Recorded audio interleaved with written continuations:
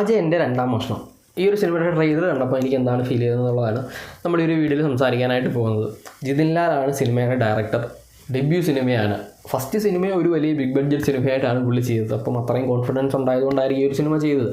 സിനിമയിൽ അഭിനയിച്ചിരിക്കുന്നത് ടൊവിനോ തോമസ്, കൃതി ഷെട്ടി, ഐശ്വര്യ രാജേഷ്. അപ്പം ഈ ഒരു സിനിമയിൽ 3 കാലഘട്ടങ്ങൾ. അപ്പം ടൊവിനോയുടെ 3 ലുക്കുകളുണ്ട് എന്നുള്ളതാണ്.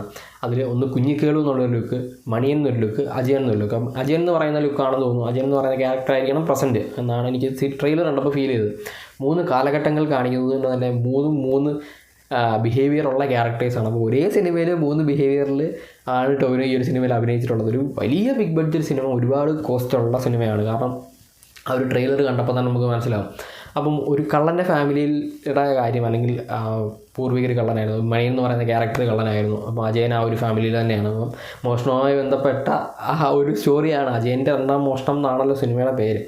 അപ്പം അതുമായിട്ട് റിലേറ്റ് ചെയ്യുന്ന എന്തോ സാധനമാണ്. ഇതിൻ്റെ ഒരു ഫ്രെയിമുകളെല്ലാം ഭയങ്കര രസമാണ്. പിന്നെ ഒരുമാതിരി കാണിച്ചിരുന്ന ഷോട്ടുകളെല്ലാം രാത്രിയിലാണ് എടുത്തിട്ടുള്ളത്. പക്ഷേ രാത്രിയിലാണെങ്കിലും ഭയങ്കര രസകരമായിട്ട് എടുത്തിട്ടുണ്ട്. അതായത് ഒരു തീപ്പന്തം കൊള്ളുള്ള കുറേ ഷോട്ടുകൾ, അതിനകത്തൂടെ മണിയെന്ന് പറയുന്ന ക്യാരക്ടർ പോകുമ്പം ആ ഉള്ളൊരു ഇമ്പാക്റ്റും സംഭവങ്ങളും എല്ലാം. ഇതിൻ്റെ സിനിമാറ്റോഗ്രാഫി ചെയ്തിരിക്കുന്നത് ജോമോൻ ഡി ജോണാണ്. പുള്ളി നമുക്കറിയാവുന്നതാണല്ലോ. പുള്ളി ഇനി പ്രത്യേകിച്ച് എടുത്ത് പറയേണ്ട കാര്യമില്ല. അതേപോലെ ട്രെയിലർ ഒരു രക്ഷയും ഇല്ലാത്ത രീതിയിൽ ചെയ്തു വെച്ചിട്ടുണ്ട്. സെപ്റ്റംബർ 12-നായിരിക്കും ഈ ഒരു സിനിമ റിലീസ് ചെയ്യാനായിട്ട് പോകുന്നത്. പിന്നെ ഈ സിനിമയുടെ മ്യൂസിക് ദീപു നൈനാൻ തോമസ് ആണ് ചെയ്തിരിക്കുന്നത്. വേറെ വലിയ സിനിമകളൊന്നും ദീപു നൈനാൻ ചെയ്തിട്ടുണ്ടെന്ന് എനിക്ക് തോന്നുന്നില്ല. എന്തായാലും ആ ഒരു മ്യൂസിക് സൈഡ്, ബാക്ക്ഗ്രൗണ്ട് സ്കോറുകളെല്ലാം കൊള്ളാം. പക്ഷേ എനിക്ക് പാട്ടുകളിലോടൊന്നും അത്ര അങ്ങോട്ട് പാട്ടായിട്ടൊന്നും കാണിച്ചിട്ടില്ലല്ലോ.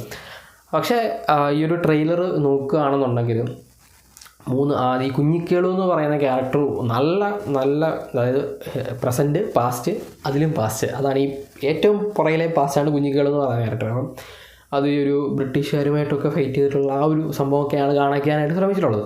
ഇതെല്ലാം എൻ്റെ ഒരു ഇൻഡ്യൂഷനാണ് പറയുന്നത്.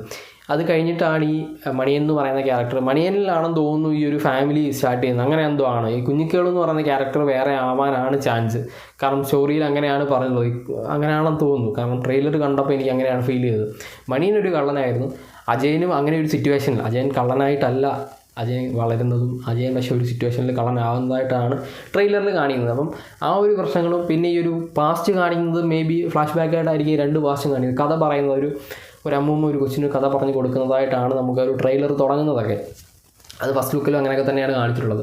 പക്ഷേ ട്രെയിലർ കണ്ടത് വെച്ചിട്ട് ഒരടിപൊളി സിനിമയാവാനായിട്ട് തന്നെ സാധനം. കാരണം ആക്ഷൻ സീക്വൻസുകൾ കുറേ അധികമുണ്ട്. അത് പല ടൈപ്പ് ഓഫ് ആക്ഷൻ. അതായത് പണ്ട് കാലത്തെ ആക്ഷൻ സീക്വൻസുകൾ, അത് കഴിഞ്ഞിട്ട് ഈ അജയൻ്റെ ആ ഒരു സാധനം വേറെ ഉണ്ട്. ഈ മണിയൻ്റെതാണെന്ന് തോന്നുന്നു കുറച്ചും കൂടി ഒരു ഹീറോയിക് സാധനങ്ങൾ വരുന്നത്. മണിയൻ എന്ന് പറയുന്ന ക്യാരക്ടർ ഒരു നാടിനെ മൊത്തം ജയിച്ച കള്ളൻ എന്നെന്തോ ആണ് അത് പറയുന്നത്. അപ്പം അങ്ങനെയൊക്കെ ഒരു ഇമ്പ്രഷനുള്ള ഒരു ഫേമസ് കള്ളൻ എന്നൊക്കെ നമ്മൾ പറയുന്നത്, അല്ലെങ്കിൽ നന്മ ചെയ്യുന്ന കള്ളൻ, അങ്ങനെയൊക്കെ ആയിരിക്കണം ഈ ഒരു സിനിമ പ്രസൻറ്റ് ചെയ്യാനായിട്ട് പോകുന്നത്. എന്തായാലും സിനിമ വരാതെ നമുക്ക് കൂടുതലൊന്നും പറയാൻ പറ്റില്ല. ട്രെയിലറിൽ ഇത്ര ഇമ്പ്രഷൻസൊക്കെയാണ് നമുക്ക് ഫസ്റ്റ് ടൈം കാണുമ്പോൾ കിട്ടുന്നത്. അപ്പം എന്തായാലും സിനിമയുടെ ട്രെയിലർ എനിക്ക് തോന്നുന്നു ഇത് കുറച്ചും കൂടെ നേരത്തെ റിലീസ് ചെയ്യാനായിട്ട് വെച്ച എന്തോ ഇഷ്യൂ കാരണമാണ് സിനിമ കുറച്ച് വൈകിയത്. എന്തായാലും ട്രെയിലർ റിലീസ് ചെയ്ത് ഇന്നലെ കൊച്ചിയിൽ വെച്ചിട്ടായിരുന്നു ട്രെയിലർ റിലീസ് ലോഞ്ചൊക്കെ ഉണ്ടായിരുന്നത്.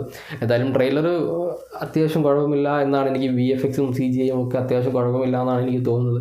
വലിയൊരു ബിഗ് ബഡ്ജറ്റ് സിനിമയാണ്, ഒരു ഡയറക്ടറിൻ്റെ ആദ്യത്തെ സിനിമയാണ്. അപ്പം അതിൻ്റേതായ ഇതൊക്കെ നമുക്ക് സിനിമ തിയേറ്ററിൽ ചെല്ലുമ്പോഴേ കാണാനായിട്ട് പറ്റുള്ളൂ. കാരണം ഇതുവരെ നമ്മൾ കണ്ടിട്ടില്ലാത്ത എക്സ്പെരിമെൻ്റൽ ആയിരിക്കുമല്ലോ. കാരണം പുതിയൊരു ഡയറക്ടറല്ലേ. അപ്പം എന്തായാലും സിനിമ കാണുമ്പോൾ നമുക്കതിനെ പറ്റിയിട്ടൊക്കെ കൂടുതൽ കാര്യങ്ങൾ പറയാം. ട്രെയിലർ എനിക്ക് ഇഷ്ടപ്പെട്ടു എന്നാണ് എനിക്ക് പേഴ്സണലി പറയാനുള്ളത്. നിങ്ങൾക്ക് എന്താണ് ട്രെയിലർ കണ്ടപ്പം ഫീൽ ചെയ്തതെന്നുള്ളത് നിങ്ങൾ കമൻറ്റ് ചെയ്യുക. പിന്നെ വീഡിയോ ഇഷ്ടപ്പെട്ടാൽ ലൈക്ക് ചെയ്യുക, ഷെയർ ചെയ്യുക, സബ്സ്ക്രൈബ് ചെയ്യുക. നമുക്ക് അടുത്ത വീഡിയോയിലാണ്. അതുവരെ ബൈ.